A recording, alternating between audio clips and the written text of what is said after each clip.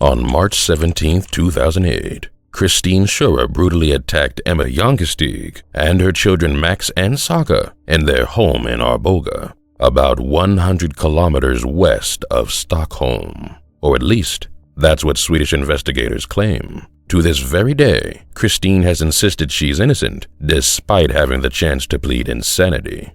Today, we'll be sharing this case through Christine's perspective for all you true crime lovers, giving her words a voice as she carries out her prison sentence. Is Christine insane? A cold-blooded murderer? Or could it even be possible that she's innocent? Human perspectives are often flawed and distorted by a desperate desire for self-preservation. But if you listen carefully, the truth will be revealed among the complex layers intended to conceal. Traveling is a passion of mine. As a young adult, Germany was my home base, but I loved going on adventures that sent me away from my home country. One of my favorite trips was traveling to Athens, Greece, after studying history in Göttingen for 6 years. As a historian, I explored the ancient city for a year before returning to Germany, but I couldn't stay away from Greece for long. In June 2006, I returned to Greece to visit Crete, a magical island that offers a coast bordered by stunning blue water, white sandy beaches, and an abundance of opportunities for adventures and romance. I didn't know back then how much that trip would change everything, but my future was completely altered the day Torny Helgren charmed his way into my life. Torny was in Crete on vacation, but the chemistry between us was intoxicating, our connection much deeper than your typical vacation hookup. We knew we couldn't let this once-in-a-lifetime soulmate collision die, so even after Torny returned to his home in Sweden, we continued a long-distance relationship. Everything was perfect until Torny unexpectedly broke up with me in January 2007. He had lost sight of our love, but I never did. Maybe I went a little too far in my attempts to win him back. Maybe faking a pregnancy was a bit too extreme. If we had gotten back together, I would have become pregnant eventually though, so it wasn't that far of a stretch. Besides, how could I let my true love slip right from my grasp? Yet, even as I tried everything to win his heart back, Torny refused to give our relationship a second chance. Instead of appreciating my displays of undying love, he betrayed me by starting a new relationship with a woman named Emma Jankestig, a single mother with 2 children who was almost 10 years younger than me. It wasn't long before they started to present themselves as this happy little family with Torny, playing the role of a devoted stepfather, even though he belonged to me. By March, I decided it was time for a change. Torny was always talking about how beautiful and peaceful Sweden was, inspiring me to move to Sweden and attend Stockholm University. Torny was the only person I knew who lived in the country, so I kept reaching out to him, hoping that maybe now that we lived closer to each other, we could somehow make our relationship work. As Torny continued to ignore me, I wrote about my pain in my diary. Never anything crazy. It's not like I plotted a murder or something. One of the passages said, "I hate what he did to me, took from me.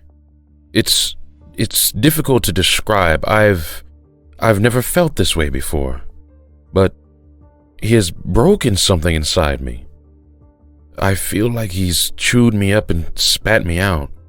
It feels so terrible, and I don't want to feel this way for the rest of my life. I love you. I miss you.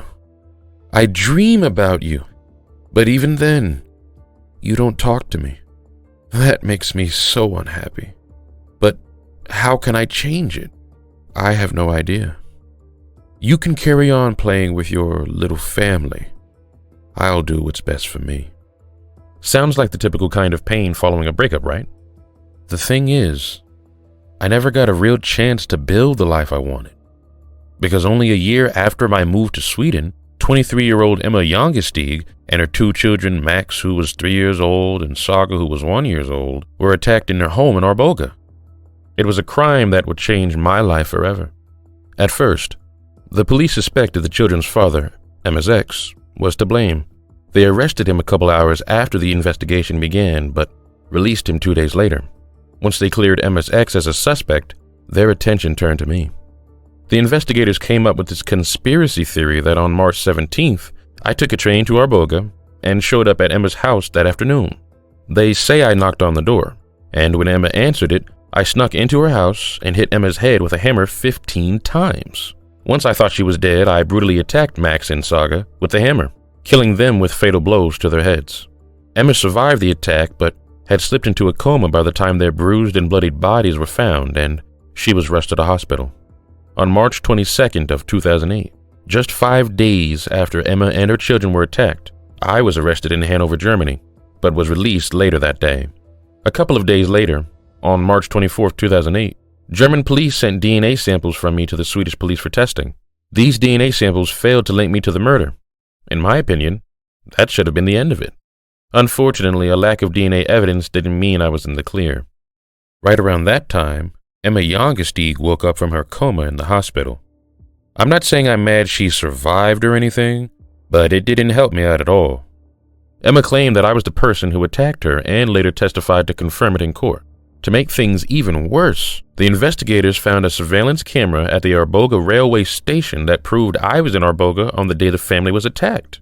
I was only in Arboga to check out some archaeological sites, but they didn't believe me.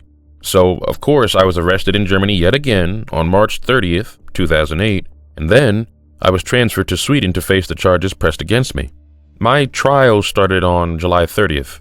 Suddenly, my name was front page news. There's no such thing as innocent until proven guilty. Everyone sympathized with Emma and her family, and they were out for blood. During the trial, the prosecutor painted me as a crazy ex who was desperate to get Torny back and jealous enough to kill Emma and her children. They brought up the fact that I looked up information about Torny, Emma, and their precious family online as evidence of my obsession. But come on, who doesn't look up their exes online from time to time? They also pointed out some inconsistencies between the truth and what I said during my interrogation. I doubt anyone could give a detailed account of any particular day without at least a few inconsistencies, though. If those things lead to murder, then I guess we're all walking among hordes of killers. I mean, yeah, I guess there were a few other things the investigator argued that counted as circumstantial evidence. The prosecutor used the fact that I was in Arboga that night and flew to Germany shortly after against me. I was only in Arboga that specific night to look for a rune stone. It's not that strange that I couldn't confirm the route I took. It's hard to see at night, and I was in an unfamiliar place, and my mind was too focused on the rune stone to worry about my route.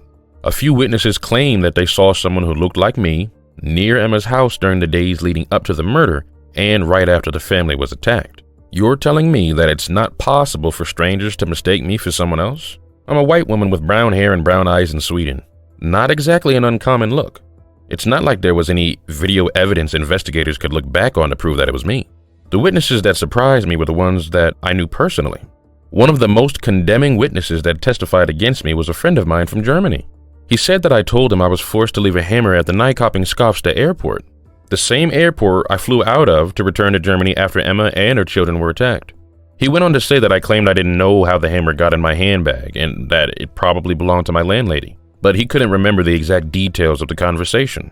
He told the court about my suicide attempt, driven by my battle with depression that followed my breakup with Torny.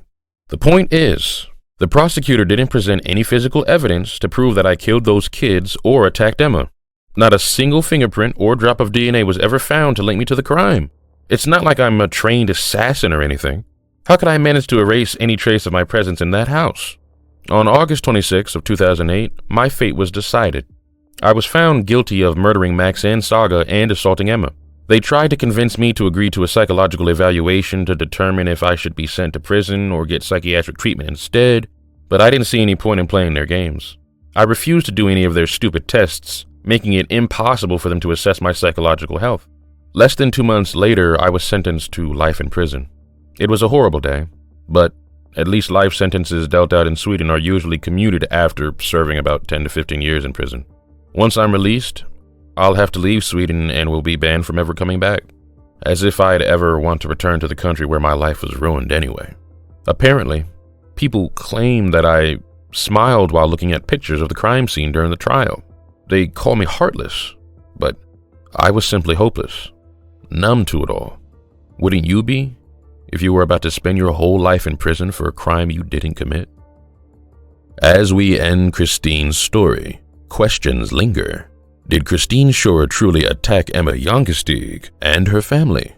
Or was an innocent woman thrown behind bars simply for having an emotional reaction to a devastating situation?